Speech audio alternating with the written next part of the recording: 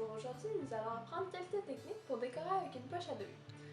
Donc ce que ça nous prend, un gâteau évidemment, mais si vous voulez juste vous pratiquer, ça pourrait être sur n'importe quelle surface plane. J'en ai déjà préparé un gâteau bien simple, rond. Ça nous prend aussi bien entendu du glaçage. Je vais mettre la recette de ce glaçage sur mon site car la texture est parfaite pour décorer. Vraiment juste assez ferme, mais pas trop, et il est délicieux. Ça va nous prendre aussi, bien entendu, plusieurs poches à douille si on veut différentes couleurs, des douilles et du colorant justement pour colorer notre glaçage. Donc il faut tout d'abord remplir notre poche à douille. Ça peut paraître bien simple, mais quand même, il faut s'assurer qu'il n'y a pas de déborde et on essaie de faire ça le plus proprement possible. Donc la première chose à faire est de venir plier notre poche à douille pour faire un rebord comme ceci. Je vais vous assurer que ça ne déborde pas parce que même si il y en a un peu ici, on va venir le rabattre et puis ça ne déborde pas. Et puis ça va aussi venir nous faire une poignée pour pouvoir ouvrir et le tenir bien en place. Donc, on va venir y mettre une certaine quantité de glaçage qu'on va bien entendu essayer de pousser le plus au fond possible.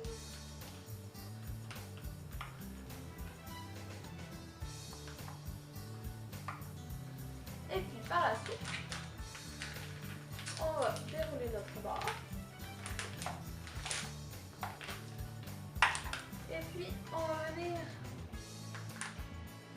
pousser le glaçage avec une spatule parce que ici, là, les petits bords comme ça, c'est tannant. Donc, on tient fermement et on vient vraiment pousser.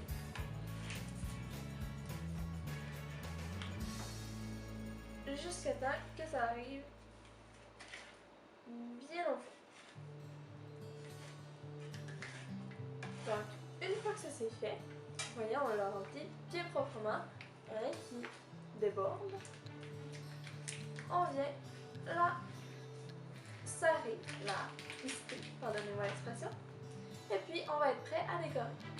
Donc, nous allons commencer par recouvrir le gâteau d'un motif que j'appelle le panier de basket. Dans le fond, ça vient vraiment faire comme un panier. Donc, je vais vous montrer les bases de la technique. Premièrement, il faut avoir une poche à douille qui va venir faire des rayures dans notre glaçage. Donc, la première étape est de venir faire des lignes, pas trop larges, espacées pour environ qu'on puisse faire une autre ligne ici. Donc, on est sur une ligne, on est placé, on en fait une autre.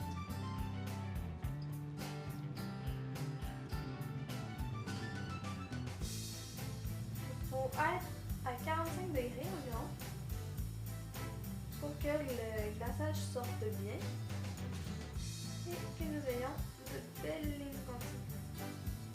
Donc, une fois que ça c'est fait, regardez bien, on vient faire une ligne dans l'autre sens qui est passée par-dessus toutes nos autres lignes. Ok, donc ça c'est l'étape 1. Par la suite, ce qu'on vient faire, c'est qu'on vient refaire des lignes qui passent par-dessus celle du centre.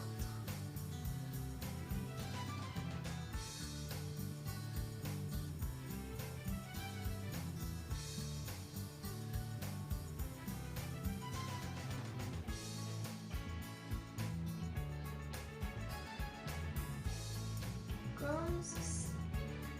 Donc on continue parce qu'on veut vraiment que ce motif prenne toute la place de notre gâteau. Donc, une fois qu'on a fait cette ligne là, on vient refaire une autre ligne horizontale qui passe au-dessus de chacune d'entre elles. encore une fois, on vient faire le même principe. Soit on va repasser par-dessus notre ligne horizontale et laisser dépasser un petit peu les lignes qu'on fait. Comme ça. Dans le fond, on doit laisser dépasser environ une largeur de douille.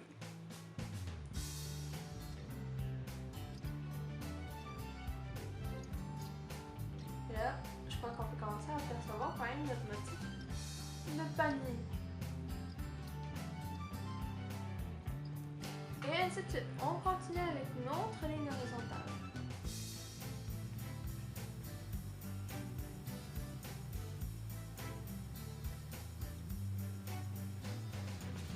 Et toutes les lignes que nous n'avions pas pu dépasser, on vient les repasser par-dessus.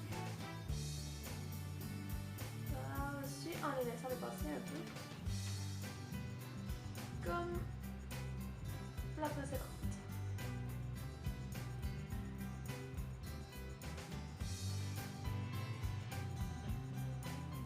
Et voilà, on va continuer cette technique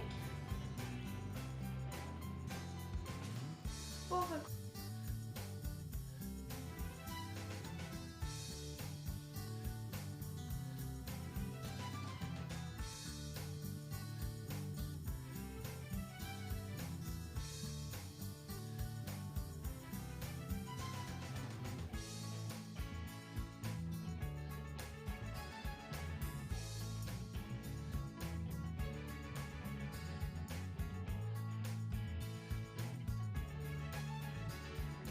par la suite, on peut venir faire le bord de notre côté.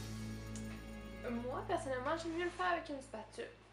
Mais on peut aussi venir faire venir le faire à la poche à douille. Donc, on prend bien entendu une douille plate. Parce qu'on ne veut pas vraiment faire de motif sur le côté pour l'instant, on veut simplement le recouvrir. Donc, on vient en appliquer.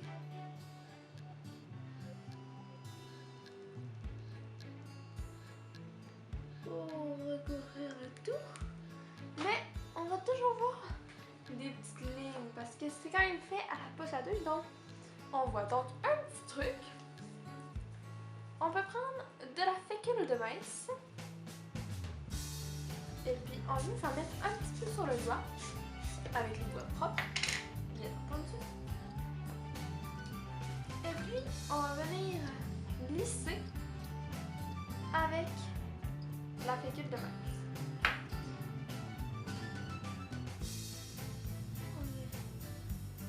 Parce que la fécule de maïs empêche le glaçage de coller à notre doigt. Donc on vient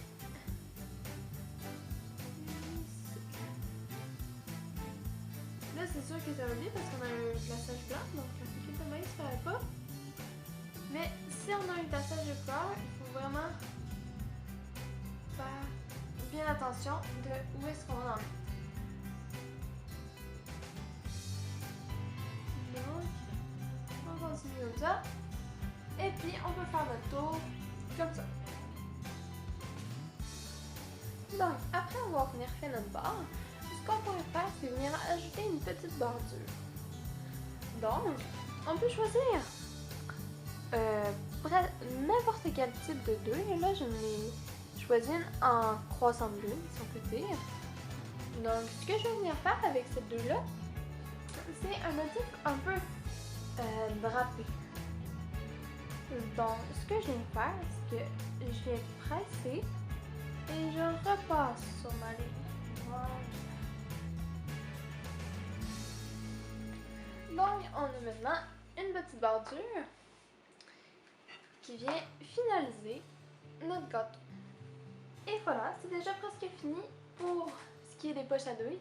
C'est vraiment pas très compliqué. Dans le fond, ce que je veux que vous reteniez, c'est que chaque douille peut faire un point et une ligne différente. C'est ça pour Et on en prend une, les douilles. Un peu plus spéciale. Regardez, elle a plein de petits ronds, un peu comme une salière ou une poivrière.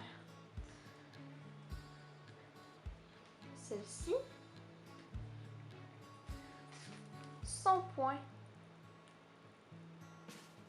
c'est celle-là, et sa ligne, et celle-là. Donc on peut utiliser toutes sortes de combinaisons pour créer des gâteaux magnifiques. Alors voilà, c'est tout pour ce qui est des poches à douille. Merci beaucoup.